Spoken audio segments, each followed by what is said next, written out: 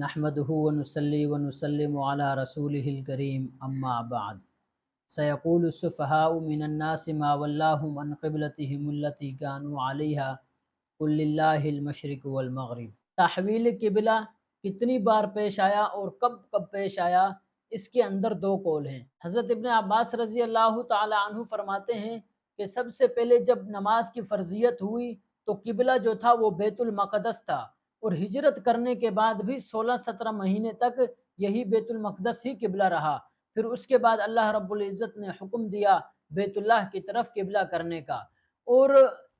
حکمت یہ بتلائی جاتی ہے کہ جب مکہ کے اندر تھے تو مشرکین کی مخالفت مراد تھی، اس وجہ سے بیت المقدس قبلہ تھا، اور جب مدینہ کے اندر گئے تو یہود کی مخالفت مراد تھی، تو پھر بیت اللہ کو قبلہ بنا دیا گیا۔ جبکہ دوسرے حضرات فرماتے ہیں کہ سب سے پہلے جب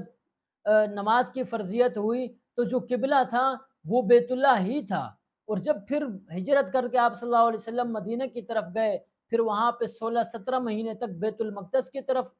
قبلہ کرنے کا حکم دیا گیا۔ پھر اس کے بعد آپ صلی اللہ علیہ وسلم اور صحابہ کرام کی خواہش تھی کہ ہمارا قبلہ بیت اللہ ہی ہو، اس وجہ سے اللہ رب العزت نے پھر بیت اللہ ہی کو قبلہ بنانے کا حکم دیا، کیونکہ آپ صلی اللہ علیہ وسلم کے جو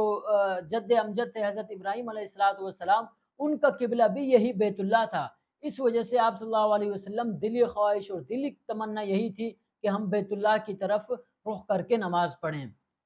اور یہاں اس کی حکمت یہ بتلائی جاتی ہے کہ سب سے پہلے جب مکہ کے اندر بیت اللہ کو قبلہ بنایا گیا، اس کا حکم دیا گیا، وہاں یہ تھا کہ مشرکین تاکہ اسلام سے مانوس ہو جائیں، کیونکہ مشرکین کا بھی جو قبلہ تھا وہ بھی بیت اللہ تھا۔ اور جب پھر آپ صلی اللہ علیہ وسلم مدینہ کی طرف ہجرت کر کے آئے تو وہاں پہ یہودوں کی انسیت پیدا کرنا تھا ان کے دلوں کے اندر، ان کو مانوس کرنا تھا، اس وجہ سے بیت المقدس کو قبلہ بنایا گیا۔ پھر جب دیکھا کہ یہود اپنے ہٹ دھرمیوں سے باز نہیں آ رہے، اپنے مکر و فریب سے باز نہیں آ رہے، تو پھر دوبارہ بیت اللہ کو قبلہ بنانے کا حکم دیا گیا۔ لیکن صحیح قول یہ دوسرا ہی ہے کہ سب سے پہلے بیت اللہ قبلہ تھا، پھر بیت المقدس تھا، پھر اس کے بعد دوبارہ بیت اللہ کو قبلہ بنایا گیا۔ یہاں یہودی اشکال کرنے لگے، جب بیت اللہ سے بیت المقدس کی طرف قبلہ کرنے کا جب حکم دیا گیا تو یہودیوں نے اشکال کیا کہ دیکھو یہ اب ہمارے دین کی طرف آنے لگے ہیں۔ تو اللہ رب العزت نے فرمایا مشرق بھی اللہ کا ہے، مغرب بھی اللہ کا ہے، اللہ جہاں حکم دے اس کی مرضی، تمہیں اس کے اندر کیوں خوشی ہوتی ہے؟ پھر جب بیت المقدس سے بیت اللہ کی طرف دوبارہ حکم آیا تو پھر یہودی اعتراض کرنے لگے کہ دیکھو کبھی کوئی قبلہ بنا لیتے ہیں، کبھی کوئی قبلہ بنا لیتے ہیں۔ پھر اللہ رب العزت نے ارشاد فرمایا سیقول السفہاء من الناس ما ولاہم عن قبلتہم التی کانوا علیہا قل للہ المشرق والمغرب، کہ مشرق اور مغرب اللہ ہی کا ہے، یہ بیوقوف جو بھی کہتے رہیں ان کی آپ نے پرواہ نہیں کرنی۔ تو معلوم ہوا کہ تحویل قبلہ دو مرتبہ پیش آیا، یعنی کہ سب سے پہلے تو بیت اللہ تھا، پھر اس کے بعد بیت المقدس کی طرف حکم دیا گیا، پھر دوبارہ بیت اللہ کی طرف حکم دیا گیا۔ اور یہاں یہ بات ذہن نشین فرما لیں کہ جو اللہ رب العزت نے کبھی مشرق کی طرف حکم دیا، کبھی مغرب کی طرف حکم دیا، اس سے یہ معلوم ہوتا ہے کہ اللہ رب العزت کسی مکان کے ساتھ، کسی جہت کے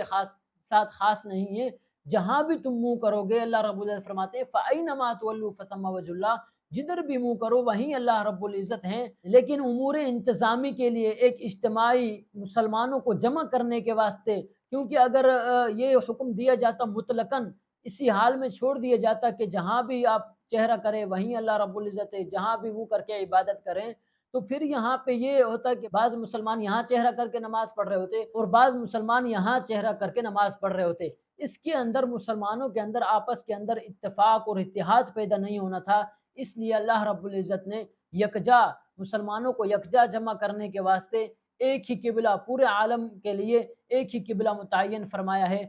وہ ہے بیت اللہ۔ لیکن پھر بھی دیکھا جائے کہ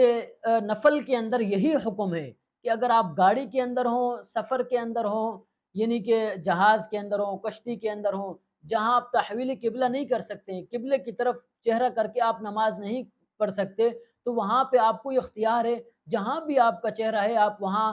چہرہ کر کے نماز پڑھ سکتے ہیں، لیکن یہ صرف نفل کے اندر اجازت ہے۔ اسی طرح اگر آپ کسی بیابان کے اندر ہیں، کسی جنگل کے اندر ہیں، کسی ایسے سنسان جگہ کے اندر ہیں جہاں نہ کوئی آپ کو قبلہ بتانے کے لیے وہاں پہ بندہ موجود ہے، نہ آپ کو خود کسی طریقے سے آپ معلوم کر سکتے ہیں، تو وہاں بھی یہی حکم دیا گیا ہے کہ آپ اپنے اندازے کے مطابق جہاں آپ کا غالب گمان ہو وہیں چہرہ کر کے وہیں رخ کر کے آپ نماز پڑھیں تو آپ کی نماز ادا ہو جائے گی۔ اس سے معلوم ہوتا ہے کہ اللہ رب العزت ہر جگہ کے اندر موجود ہیں، اللہ رب العزت کسی ایک جگہ کے ساتھ خاص نہیں ہے۔ وما علینا الا البلاغ المبین۔